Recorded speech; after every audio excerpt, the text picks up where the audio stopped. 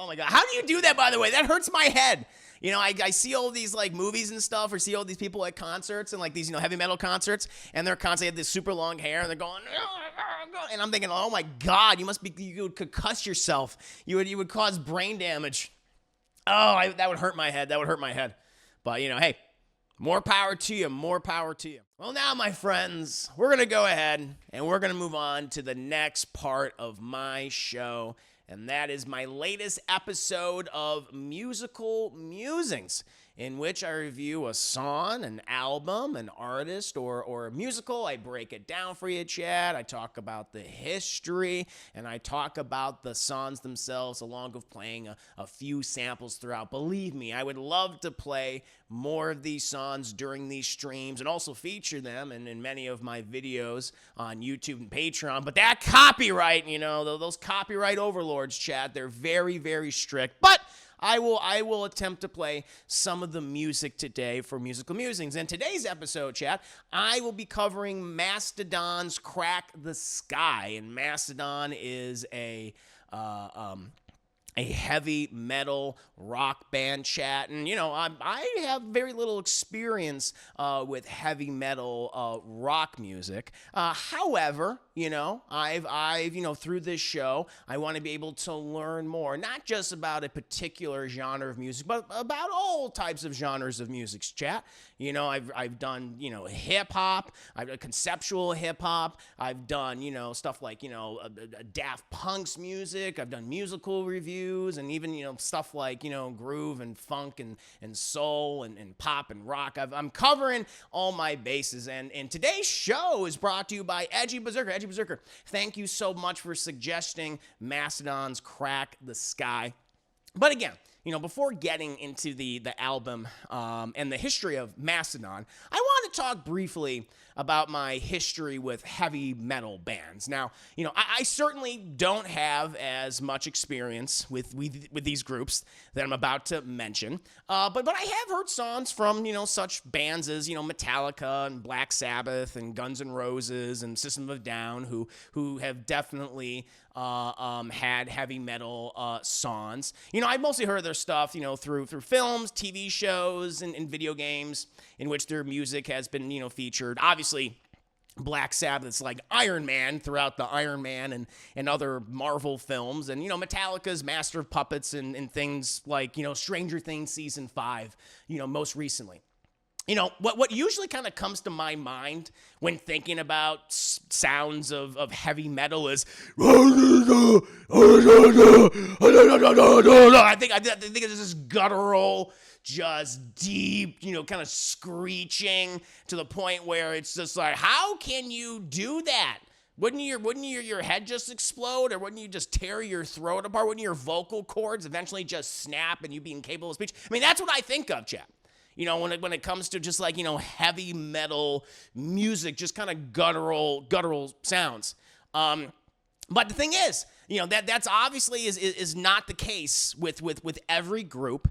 And the lyrics can be, understood in all these other groups. And again, I'm certainly, speaking from a point of ignorance when it comes to, this sort of genre. And, I was curious what my impressions would be of Mastodon's music, since they are, very much described as a heavy metal group.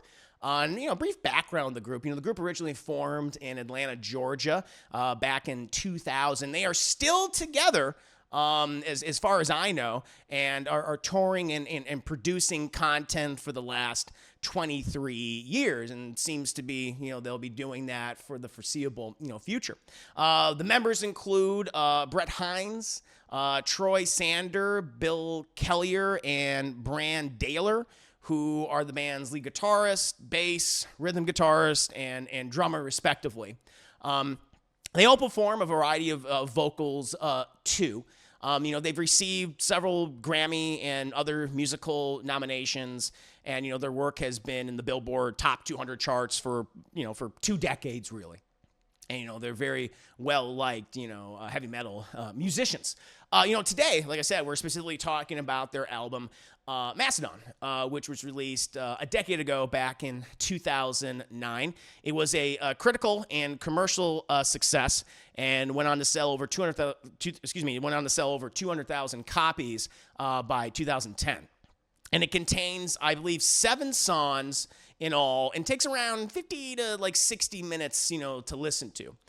First of all, I really enjoy the artwork on this particular album. The use of and mixture of, I think, color is quite beautiful, and I love how it's incorporating the aesthetics and symbology of North myths and folk tales. I've always had a thing for Norse myths and folk tales, just like dealing with Thor and Odin and that whole pantheon of gods. I think is very interesting to me, and we've seen it pop up, I think, more and more in recent mediums, certainly in film and even in video games. How it's been kind of proliferated. Whether it be in, more mainstream stuff like, the Thor movies from Marvel, or even in more like, serious dramatic stuff in regards to the Northman by Robert Eggers, which, came out last year, really underrated film, which incorporated a lot of Norse mythology. And then even like in video games, chat, with the new God of War games, God of War 2810 and God of War Ragnarok, they've done their own spin on Norse mythology. I think that's been, pretty awesome. Matter of fact, like all their album covers, which were created by artist Paul Romano, have incorporated like mythological gods and creatures. And I love just like, the bold lines and the use of colors. With the reds and the blues and the greens and the yellows. Everything. Just the color palette, I think, is great. It makes it very eye-catching, and it's just very pleasing to look at. Again, it kind of reminds me of these 70s and 80s dark fantasy book covers. And like where they're all kind of like, hand drawn and painted of just these otherworldly realms and landscapes. And it's, seems so kind of foreign and scary, but at the same time, you're just kind of mesmerized by it. And I think that's the same for like all their album covers. I think they all look great. So even if you're like, not a fan of, heavy metal music, but you just like the artwork, this is kind of cool to, flip through and see, the type of art that, Paul Romano has created. Much like, Deltron, 3030, which I reviewed a few weeks ago, I like it when an album tells a story or, features some type of connective tissue between each song. I get the impression that each song in this album is exploring fantastical, ethereal worlds. We're transitioning from our corporeal bodies and going on this grand adventure, trying to find ourselves in these different levels of existence. And, apparently Daylor, one of the band's members, has also said that Crack the Skye, like specifically both the song and obviously the name of the album, is meant as an homage to his sister, Skye Daylor, who apparently, Chad, committed suicide at the age of 14, and her name was Skye, spelled Skye.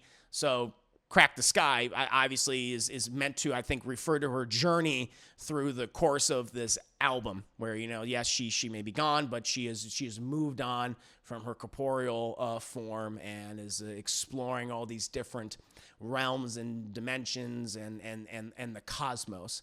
And so it's just like, like a way to pay the respect to her and to wish her obviously well. So it has obviously a lot of meaning to this specific member of the band, but many other members of the band as well. We have this first song, which is Oblivion, which I really, really liked quite a bit. I think, because, based on the lyrics of the song, I think it's like specifically like referencing like a man who flew, too close to the sun and lost everything, that they had. He was waiting for his, partner to save him, but he failed, and now he feels like lost in the cosmos. And the lyrics talk about how he tried to escape his problems, but ended up losing everything and being alone in this oblivion. And I'll play like a brief bit of the song, about 30 or so seconds, chat, so you guys can get kind of a feel of the type of music that they play. Believe me, I wish I could play more of this music for you guys, but that copyright is so aggressive. But here's a little bit of Oblivion from Mastodon's Crack the Skye album.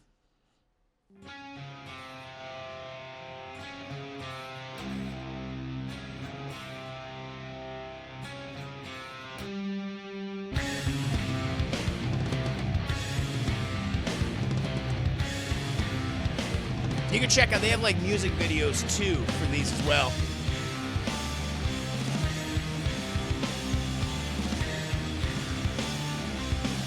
Like this one kind of takes place on a space station.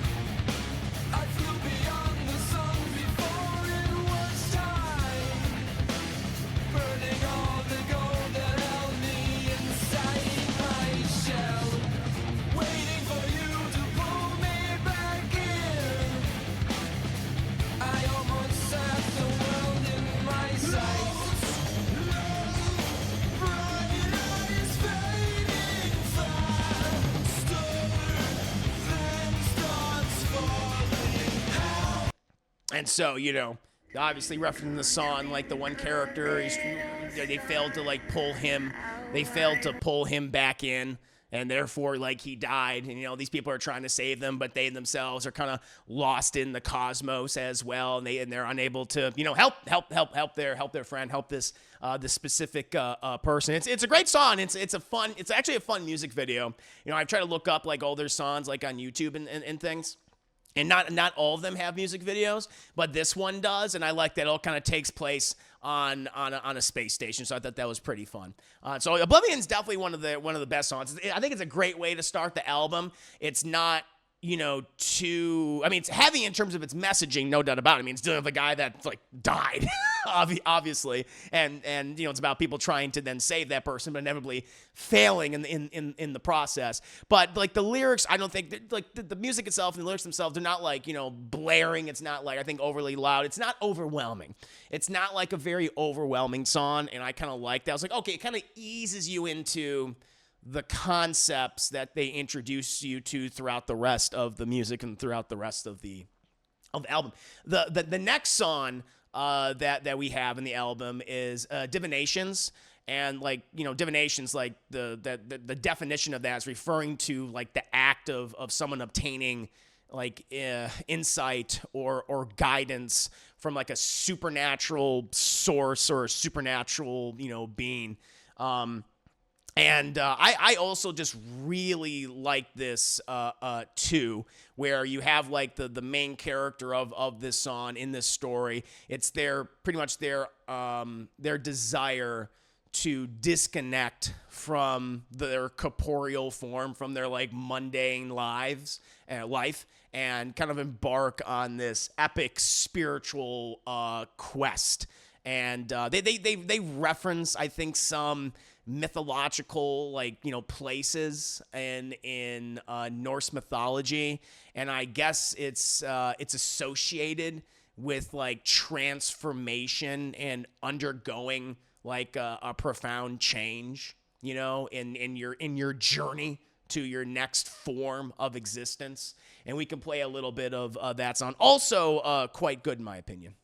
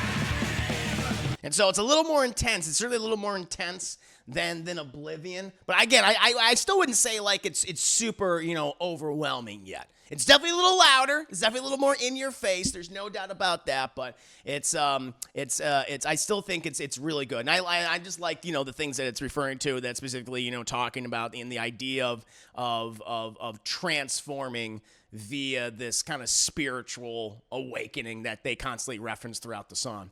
Too bad Chris doesn't have the long hair anymore. He could be a headband. That would be awesome. Be like, yeah, that would be cool. Oh my God. How do you do that, by the way? That hurts my head.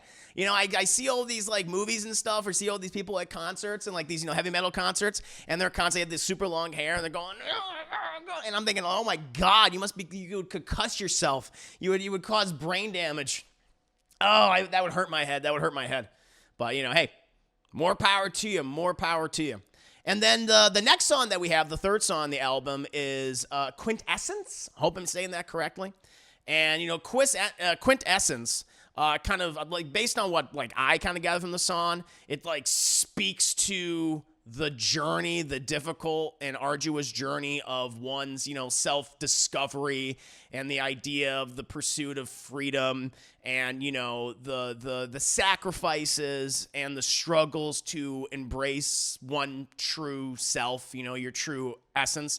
And I think it's kind of like encouraging the obviously the character in the song, but also the listeners to like kind of, hey, let go of all of your limitations, set them aside for now, kind of trust your own instincts and explore different things, explore the idea of freedom without having to worry about so much the entire time. And since, Quintessence, it seems to be kind of almost referencing, like omniscience, obviously.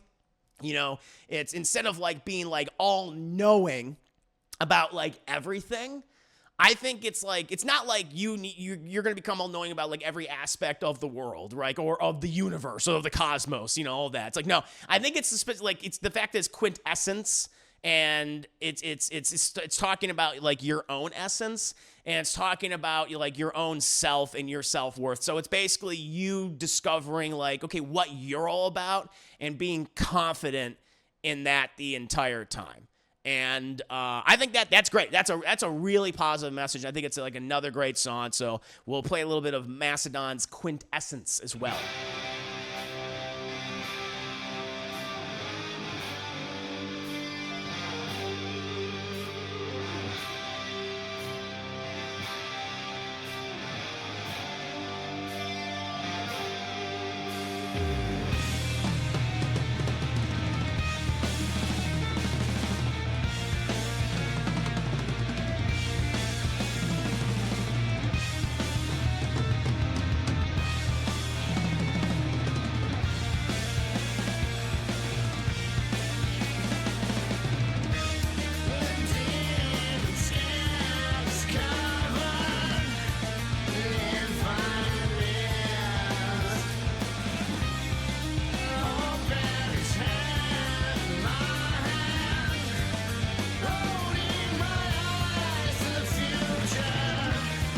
Yeah, so I think it's another great piece.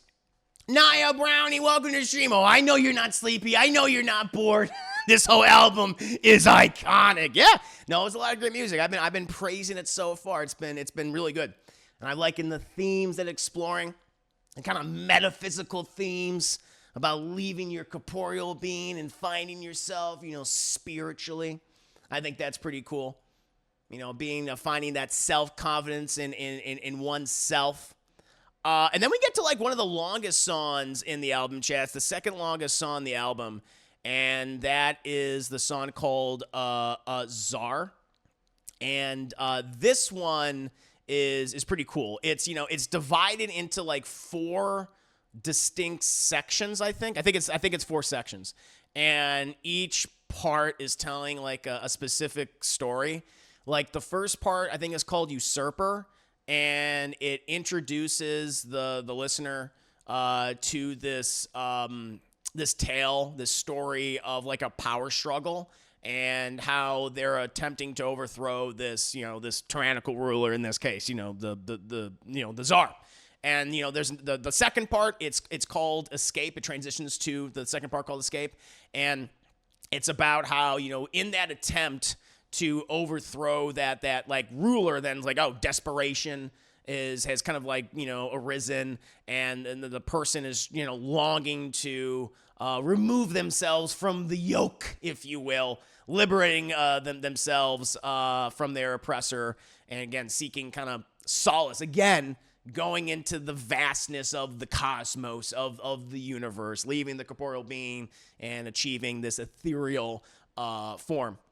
And then we get to like Martyr, which is the third part of this song. And, this is about the idea of, okay, you're going up against this guy, you're trying to escape this guy, but then you realize that you're going to have to kind of like sacrifice yourself and maybe like who you once were in order to grow as a person, to grow, again, leave your corporeal form, achieve that ethereal being in the pursuit of achieving your own beliefs.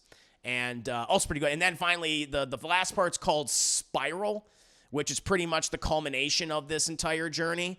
And it explores like the idea that you keep repeating this no matter what. So it's kind of introduces the concept of like reincarnation to the album, I suppose, and where it's like, hey, you like throughout our lives, like we're gonna go up against people, or like the idea of a person that is tyrannical, or elements that are tyrannical. We want to escape them. We want to rebel against them. In order to do so, we need to perform a sacrifice. And to achieve our beliefs and our desires. But then it's constantly repeated. It's constantly repeated across like different lifetimes, different people's lives, and we all have like very similar experiences. Now this is a very long song, so I'll play as another about like minute or so of it, but also very, very good, very, very good, chat.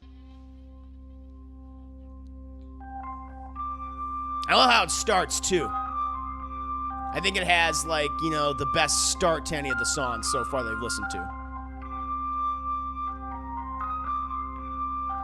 Guys, like 80s kind of fantastical like movie music in the beginning, right? Feels like I'm about to like start watching like Conan the Barbarian.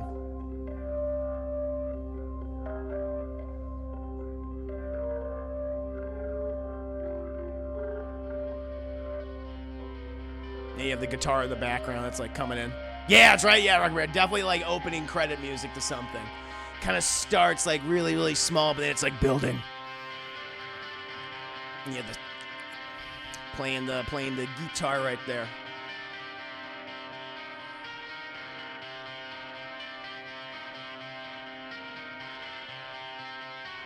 It takes a little while before it finally like starts to build.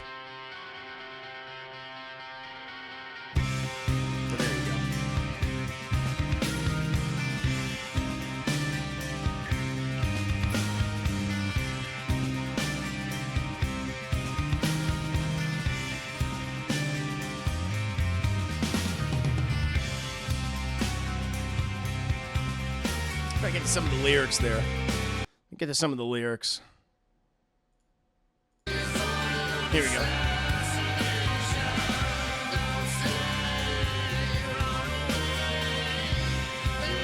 Yeah, don't stay, run away. You heard it.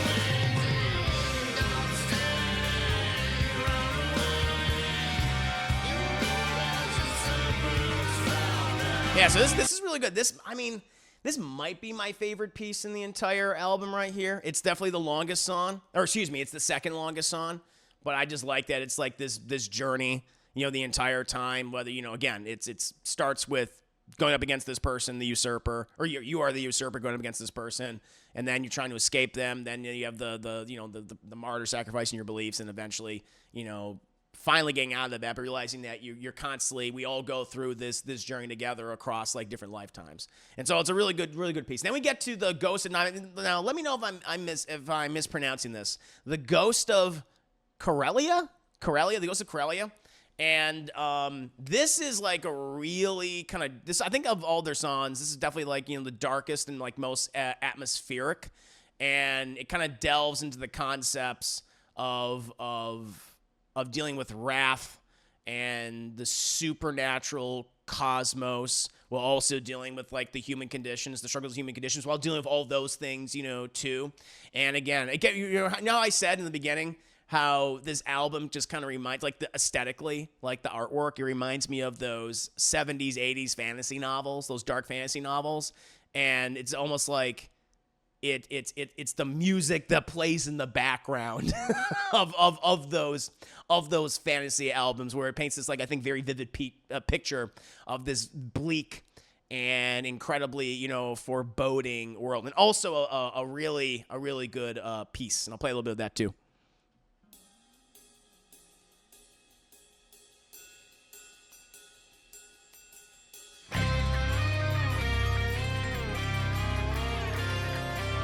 So you can already kind of tell this now. Like in the background. That's kind of like creepy.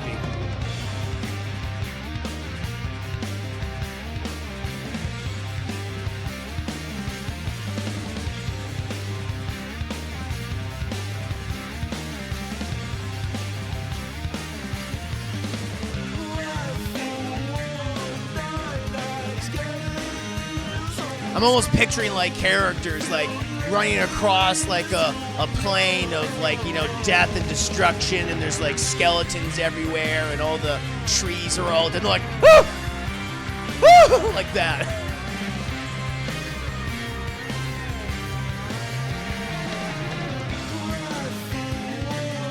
Yeah. So it's pretty good. It's a pretty good piece.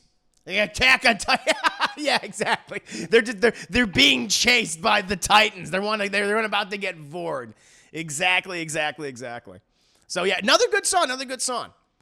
And then, okay, Chad, so I've been pretty positive so far about this album. Again, I'm not a heavy metal guy.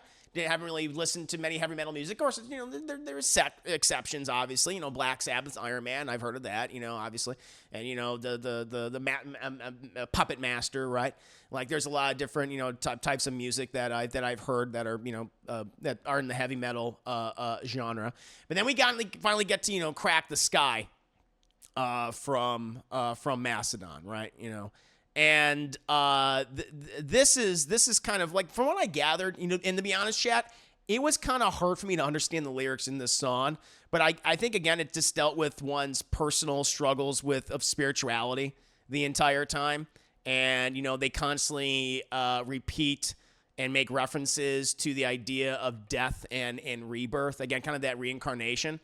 I didn't really like this song, to be honest. And it's the first of the songs in this album that sounds like, and I'm just like, I just did not care for it. I think they have like a guest come in here. I don't think it's like one of the main members of the band. Now, I could be wrong, but it sounded like they had like a guest vocalist, and I just really did not jive with this song at all. I did not care for it. I'll play a little bit of it for you guys, but I know it's, it's the title song, I suppose, of the title track, yes, you guys referring to it. But I just didn't care for this one at all. It's the only one of the songs on this album that I didn't like at all. Starts off cool, though.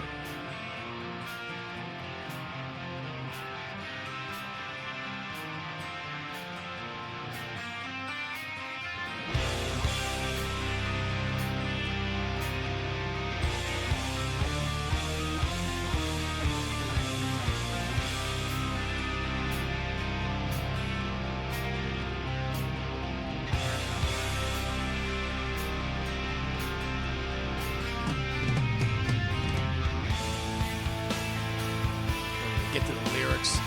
Takes them all. They build up to it, Chad. They build up to it.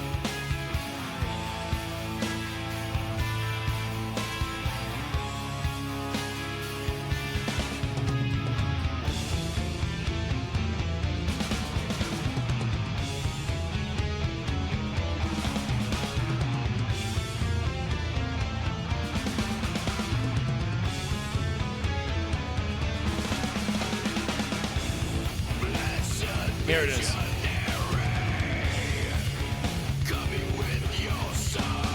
Yeah, I just don't like this.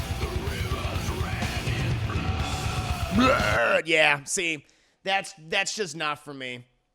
It's just, I just don't care for that at all. It's like, one, it's kind of hard to understand them. I heard blood at one time.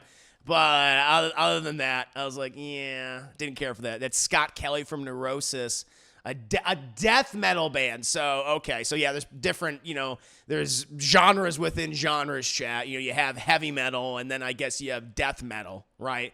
And so I guess this Scott Kelly guy, from a death metal band, I'm just like, yeah, I don't jive with that. It just doesn't work for me. It sounds the most different out of all the other songs in the album. And didn't work for me. But not too bad, chat. I mean, there's 8 songs in this? 7, 8 songs? 6 out of 7, 7 out of 8 songs? Not too bad. And then we get to the last song, which is called The Last Baron. The Last Baron.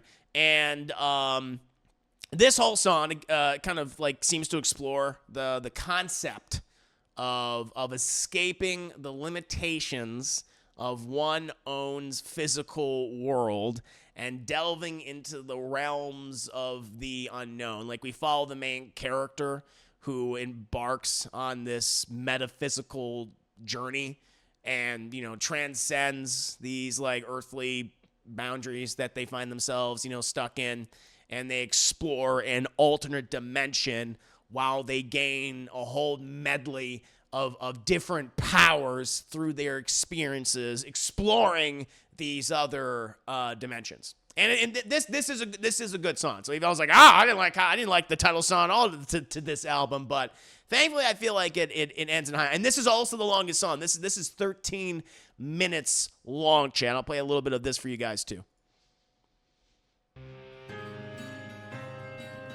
Like a little strumming. It always feels like they're strumming on a lute. You get to the lyrics pretty quick here.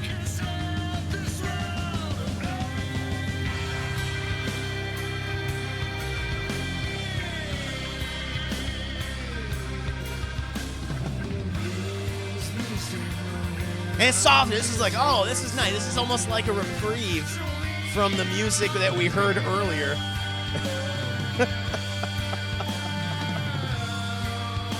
Which is nice. So it was like, all right, it's not longer.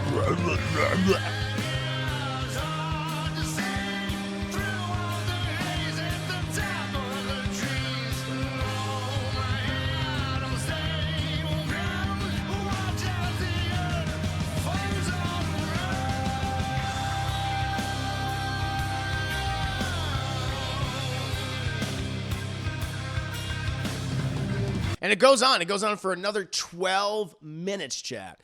And so, yeah, it's funny. Like, the two best songs, I mean, I think a lot of the songs, the exception of Crack the Skye, sadly, are all great. But I think, like, some of my favorites, definitely the Czar. Czar's up there. The Last Baron's up there. Ghost of Karelia, I think, is also quite good. In the first song, Oblivion, I think, is pretty good, too. But that is the album. That is the music that it contains. Like I said, other than the Crack the Skye song, I really enjoyed everything, I heard, on this album. I think this might be a nice gateway, I think, into like heavy metal, especially, for people who like me, when I originally thought heavy metal all sounds like, I always thought it sounded like that. And there's definitely a song on this that is that. It's almost like, all right, we've kind of done all this kind of gateway music. It's like, hey, let's get that death heavy metal or whatever the subgenre is called, and let's sneak that in there and go, oh, good heavens, it's a little much for me. It's a little much for my senses, Chaz. I'm a sensitive baby boy, as you guys all know. So it was that kind of took me aback. But everything else, that's not too bad. Chaz. I mean, looking at their music. I like 1, 2, 3, 4, 5, 6. So I like 6 out of the 7 songs that are on it. And, it's about like, 50 to 6, about like an hour-long album. Like, that's pretty good. So I would probably skip over Crack the Skye, the song, but I would enjoy all the other songs that are a part of the album, chat. I think it's quite good. I think it's quite good. Nice introduction, nice gateway to heavy metal, and nice experience for me, who, again, I know so little about music already, and I certainly know practically nothing about heavy metal aside from maybe a couple things that I've heard over my lifetime. But sitting down, listening to this, kind of taking my notes as I went through it. I had a good time listening to this shit. It's kind of psychedelic as well. I don't know how much heavy metal gets into the idea of transitioning from a corporeal form and then moving on into like this ethereal form and exploring a vast cosmos and dimensions and different realities. I don't know if that's a common thing or a theme that they often explore. I don't really know. Someone, please, let me know if that is something that's often referenced. But I think that's kind of fun. I think that's interesting. Again, it reminds me of like dark fantasy stuff from the 70s and 80s, and like that epic adventure where we go from one plane of existence to the other. I think that's quite cool. And I think this album is quite cool, Chad. Again, learning about the history of this band, I think was interesting. One of the things also, again, that impressed me is just the artwork for all the albums. Like, I looked up kind of the artwork of this Paul Romano guy. Beautiful stuff. And so it's just kind of great to, like, if you display your albums anywhere. I know people have like their bookshelves and they're all kind of like, that. This is one I'd be like, hey, let's show this off. This is visually really cool. Where you kind of have these Aesir, right? You have these Norse gods. And you have like, this, translucent looking bear on it too. And you have this like, the clouds and these rainbows of colors and these deep oranges and blues and reds. I think it looks great, and it sounds great for the most part too. So I would recommend Mastodon's Crack the Skye album. It has a nice gateway to heavy metal rock music. What about you guys? Are you familiar with Mastodon? Are you familiar with one of their albums, such as Crack the Skye? Let me know. But I hope you guys enjoyed this most recent episode of Musical Musings, and thank you again for your continued support, and thank you again to Agi Berserker for suggesting this latest album for me to review.